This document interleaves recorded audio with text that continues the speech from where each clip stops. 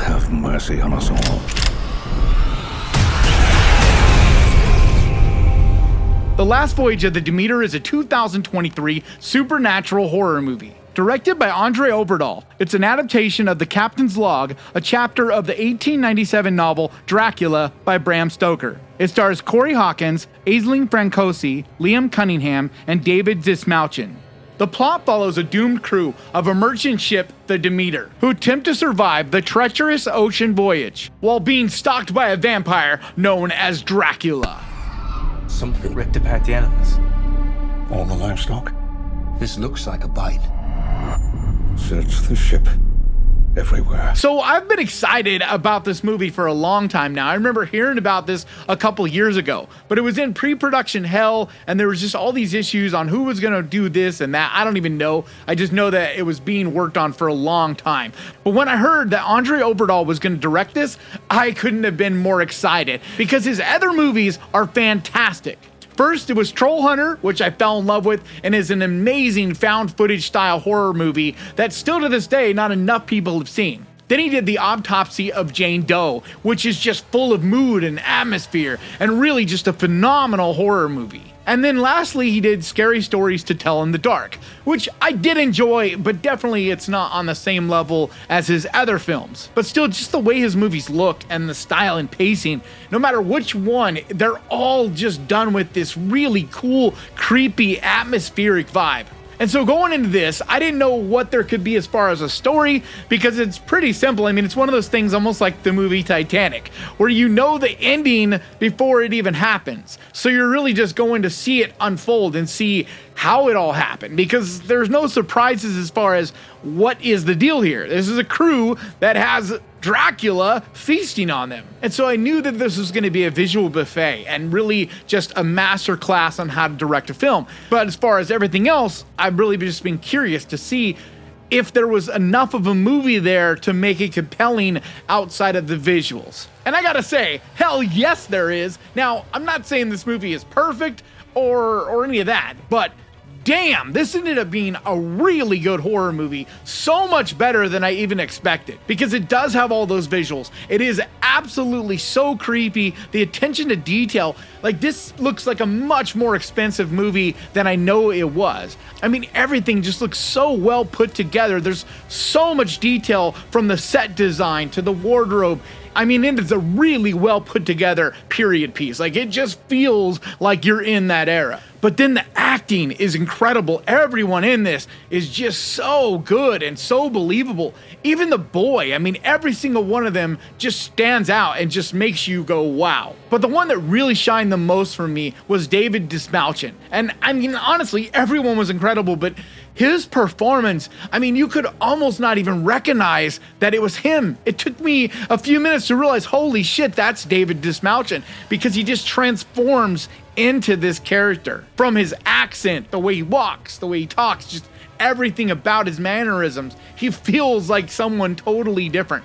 He just commits himself so much to the roles that he's in. I mean, he's had a hell of a year. He was in The Boogeyman, and then Oppenheimer, and now this. And this is his biggest role of the three, but he just kills it in this. And so I'm going along, enjoying this period piece. It looks amazing, and it's so foggy and creepy. I just love the mood in this, right? But then the kills start to happen. And holy shit, does this movie get savage. I mean, gory, like you can just feel the tendons snap and the veins. Like, it's really awesome how much detail is put into the sound and the just vibrant nature that this version of Dracula attacks with.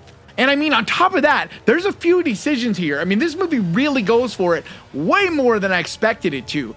I'm not going to say what they are because I don't want to spoil that, but there are a couple things that you just don't see a lot of movies do. And so this wasn't a movie that was worried about mainstream audiences. This wasn't trying to dumb it down. I mean, really, Andre Overdahl came at you with full force with this film. I also really love this design of Dracula. I mean, it really reminds me of this guy over here. He has this real classic style to him, which I just think is fantastic. And that's where my negatives are kind of as well, because there are some practical effects, but also some digital ones. And there are a few moments where it just doesn't feel grounded. The CGI just doesn't quite work.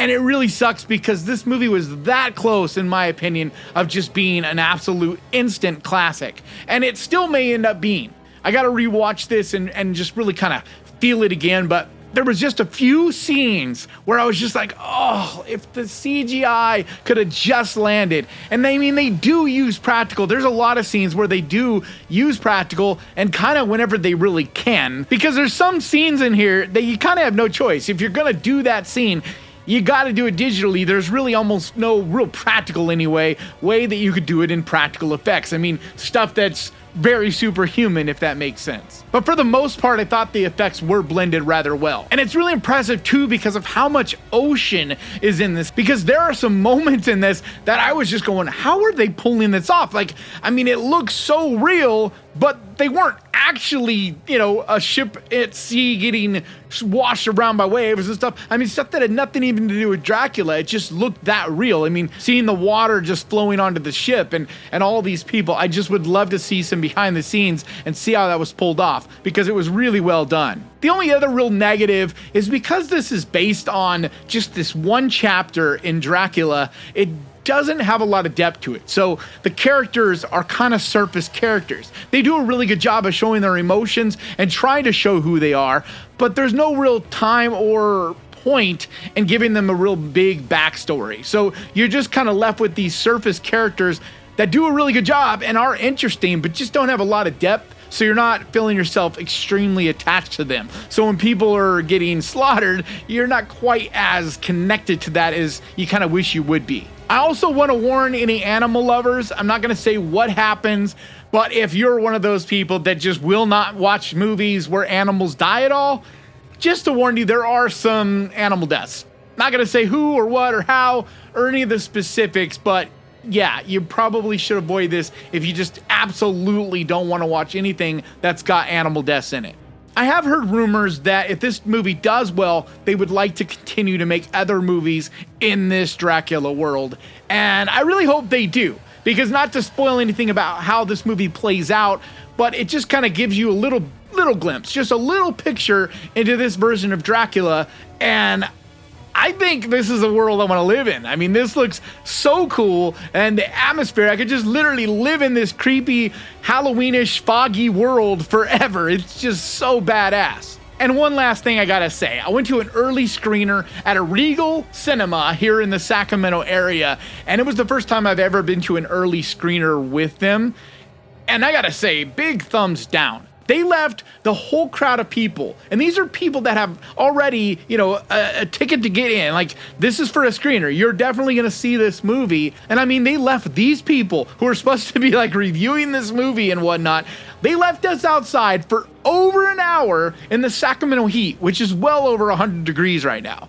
So I don't normally ever talk about things like this, but I had to mention this. I think they really should be ashamed of themselves, but beyond that, they need to be careful because someone's going to end up dying or getting very, very sick with them doing something like this. I just really think you got to do something different, especially when there's plenty of room inside. I mean, this place was dead besides this crowd there on a weekday for a screener. I mean, when we did get inside, there was no one else. So it wasn't like there wasn't room for the crowd to be lined up orderly inside.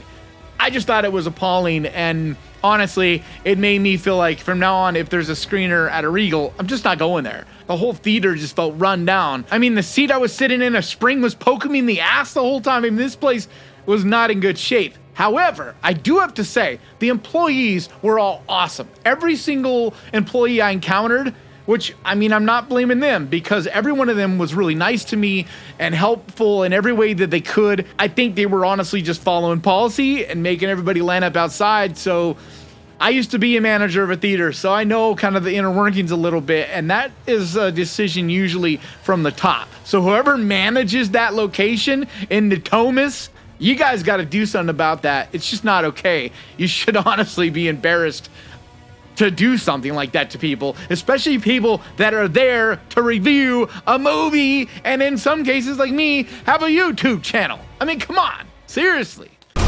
He is on this ship, which means that we will never leave it. The devil is real. So that's going to do it for me today. Thank you so much for checking this out. If you guys enjoyed this, do me a favor. Hit the subscribe button and ding that little bell, because this is my brand new channel and I really need your guys' help to push it so that the YouTube gods will show it to everyone. I didn't really want to split into 2 channels, but it doesn't seem like the algorithms, it's like they just get confused by my list videos and then a regular individual movie review. They just can't seem to figure out what's going on. They just don't seem to push the individual reviews at all. So I figured I would just split them into 2 channels, and hopefully the algorithm kind of figures it out now and promotes them, because I'd like some people to see my hard work. But I really appreciate you guys for finding me over here, for coming over here from a link or however you found this channel. I appreciate you, and if you could share it, that would be huge to me. But I also want to give a massive, enormous thank you